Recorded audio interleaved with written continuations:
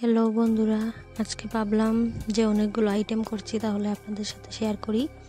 তো এখানে কড়াই গরম হওয়ার পর তেল দিয়ে দিলাম, তারপর বরবটি আর আলু, কাঁচা লঙ্কা দিয়ে দিলাম কেটে, তারপর দিয়ে দেব হলুদ, তারপর দিয়ে দেব লবণ,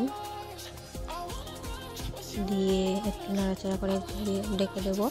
তো বন্ধুরা, আপনাদের যদি আমার ভিডিও ভালো লাগে তো লাইক করবেন, কমেন্ট করবেন, আরও ভিডিও পোস্ট করব। তো অন্যদিকে আমি কিছু সবজি রেডি করে রেখেছিলাম, আরেকটা সবজি বানাবো, আর অন্যদিকে তুলে রেখেছিলাম গুদক বানাবো। তো দেখুন, এগুলো ভাজা হয়ে গেছে। তো ডিম নিয়ে নিলাম, পেঁয়াজ নিয়ে নিলাম, অমলেট করব। তো এখানে বসিয়ে দিলাম ডিম আর অমলেট। তো ডিম হয়ে গেল। গুদকের জন্য শীতল গুড়, আলু কুচি কুচি করে, পেঁয়াজ, কাঁচা লঙ্কা নিয়ে নিলাম। তো এখানে কড়াইতে বসিয়ে দিলাম, জল বেশি করে দিয়ে, জল তো সেদ্ধ হবে।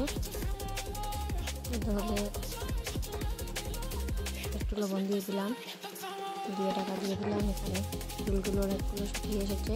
কিছুক্ষণ পর নাড়াচাড়া করে ঢেকে দেবো। তো বন্ধুরা, এইভাবে আপনারাও খেয়ে দেখবেন, টেস্টি হয়। আর এদিকে দুধ গরম করছি, আর এদিকে মোদক আমার রেডি। তো আপনারা এইভাবে বানিয়ে খেয়ে দেখবেন, আমার তো খুব ভালো লাগে, আমি প্রায় বানাই চুর হলেই। আর একটা সবজি আমার রেডি।